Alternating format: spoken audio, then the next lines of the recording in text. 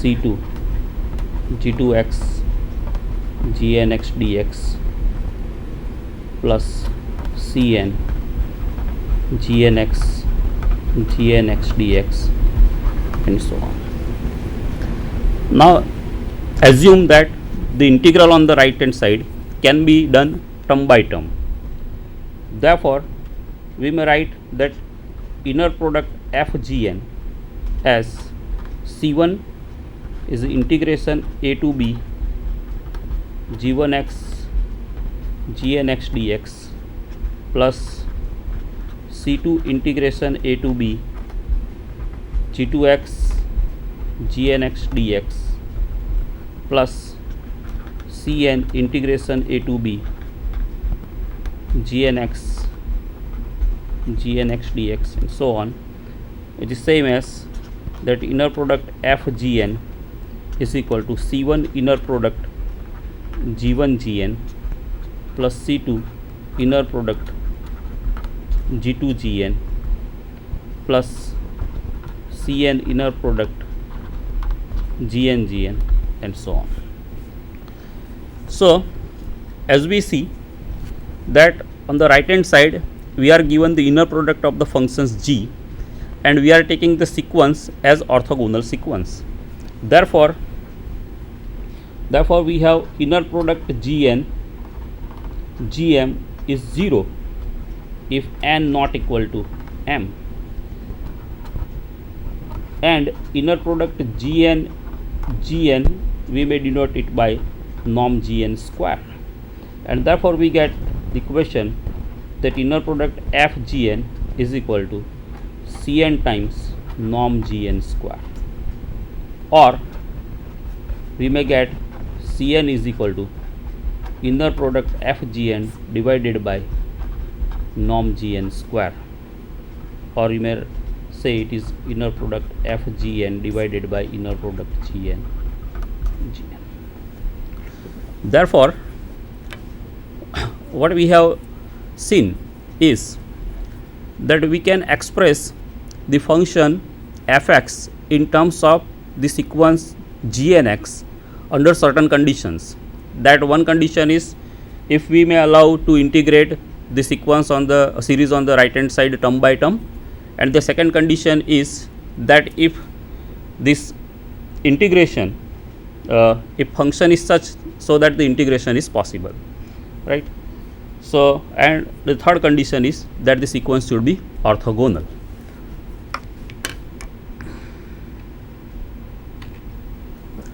So we have seen this how we can derive this expression, that if we want to expand fx in terms of an orthogonal sequence gnx, then we can find the values of Cn, or it's possible to find Cn's, where Cn's are 1 upon norm Gn square integration from a to b fx into gnx dx. Next question is, do we have any orthogonal sequences of functions? The answer is there are many such sequences available. For example, let us take the sequence of the trigonometric function. Suppose you are given an interval AB.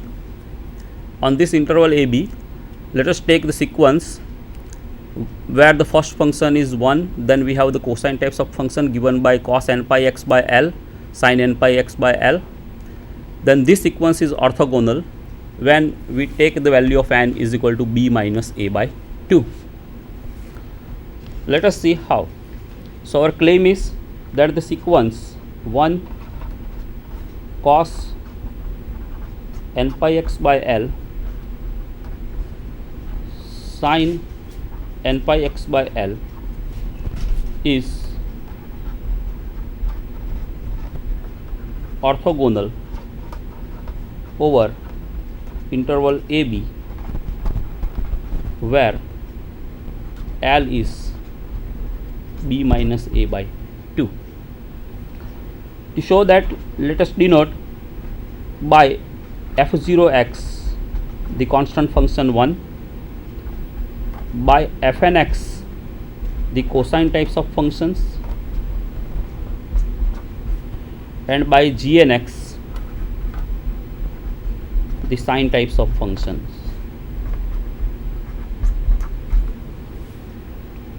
To show the sequence orthogonal,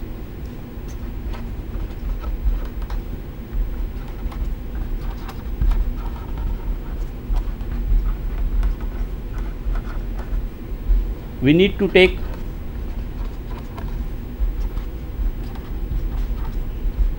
the following inner products.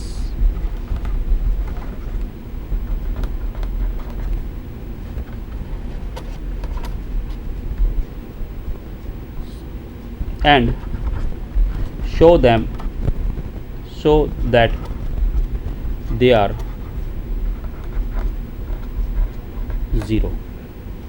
The first one is the inner product of f0 with fn. The second is the inner product of fn with fm where n not equal to m. The third is inner product of gm with gn. Then the inner product of fn with gm, and then the inner product of fn with gn, and we need to show that this is 0 if n not equal to m, this is 0 if n not equal to m, this is 0 if n not equal to m, this is 0, and we need to take inner product f0 gn, and that also we need to show 0.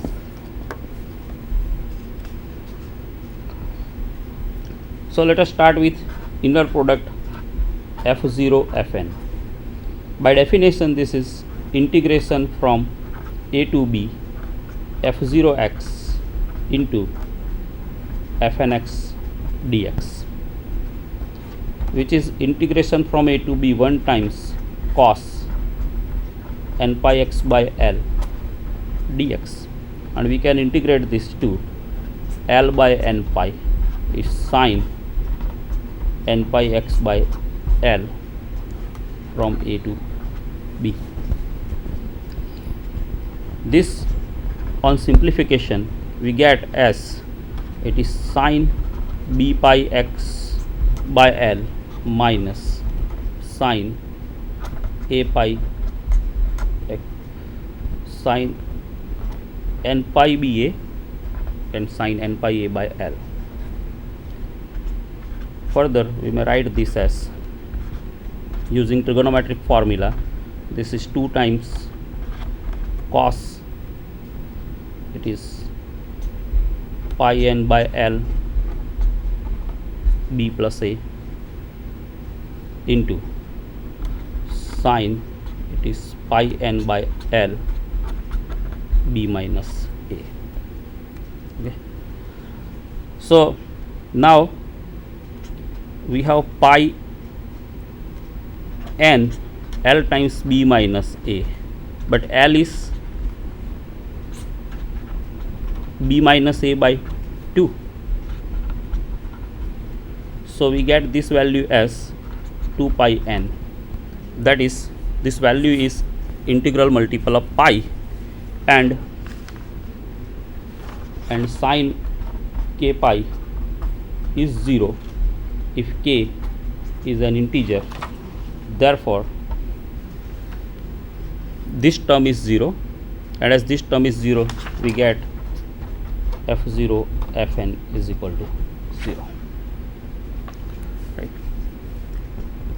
So in similar fashion, one may take the other inner product and then show them also to be 0. Right. So you can take now inner product fn fm or gn gm or fn gm and them to be equal to 0. Thus what we can do is we can think about, hence one can think about expanding given special category function f defined over closed interval ab in terms of orthogonal trigonometric sequence of functions. 1 cos n pi x by l and sin n pi x by l, where l is b minus a by 2. So let us write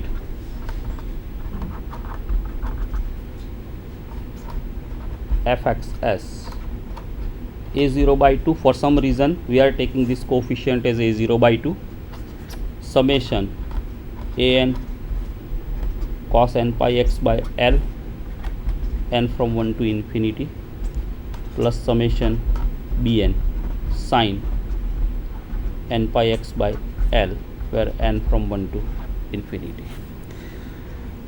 Then by definition a0 by 2 we get as 1 upon its norm 1 square integration over the interval a to b of fx into the function dx.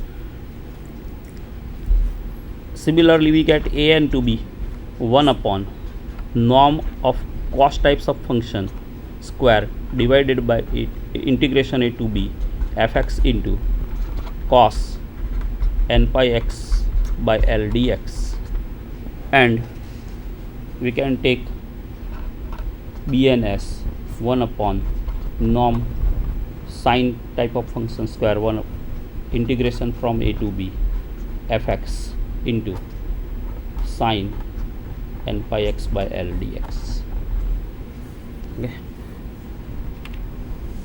So if this expansion, that is fx is equal to a0 by 2 plus sigma an cos n pi x by l plus sigma bn sin n pi x by l is possible, then we can find a0, an and bn given by the formulas, that a0 by 2 is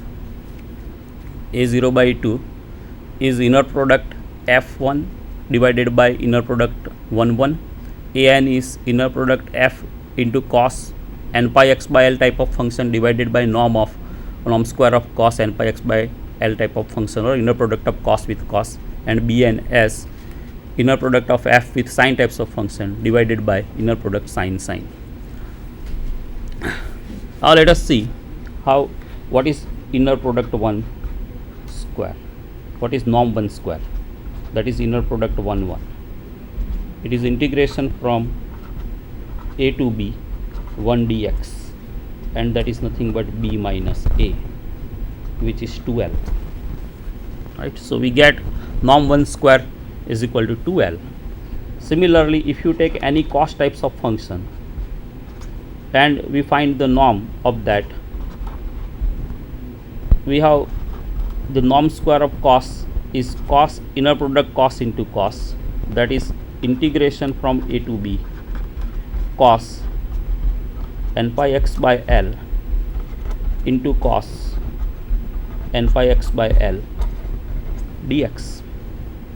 We may write this as 2 times cos square n pi x by l dx while multiplying and dividing by 2. Further,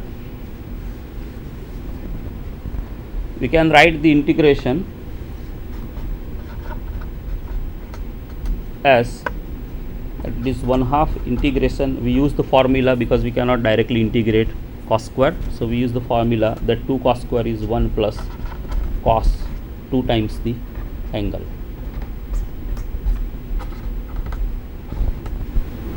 And this integration we get as this is x plus l divided by 2n pi is sine 2n pi x by l from a to b, and one may verify that the value of the integral is b minus a by 2, which is nothing but l. So if you take any cos types of function, the norm square of cos is l. Similarly, norm square of sine is also l, right? And therefore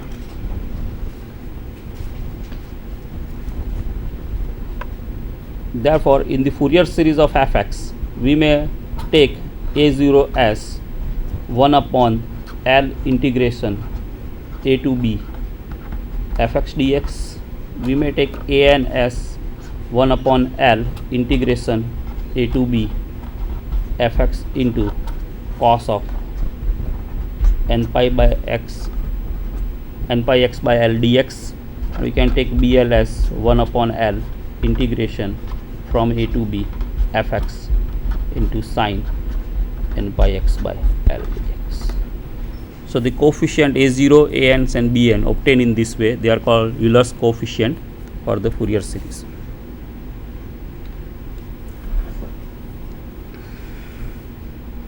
So such a representation, if possible, a function f over ab, then it is called the Fourier series representation.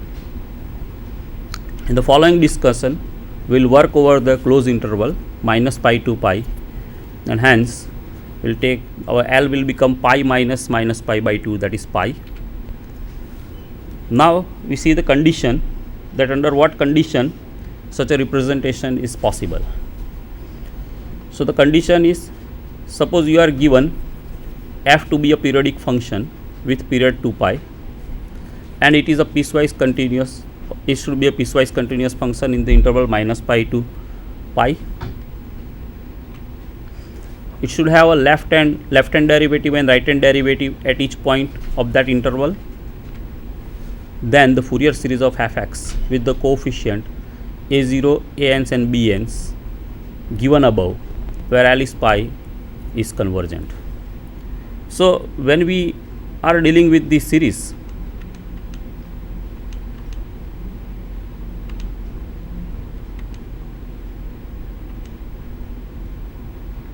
we have certain questions. The first question is whether the series on the right hand side will converge or not. The second is, if the series is convergent, then whether it will converge to fx or not, right? So we have now the condition that for what kind of function the series converges, and it converges to fx. The sum of the series is fx. The sum is fx except at the points where x0 is discontinuous, f is discontinuous. Suppose the point is x0, then we will find the sum of the series at that point.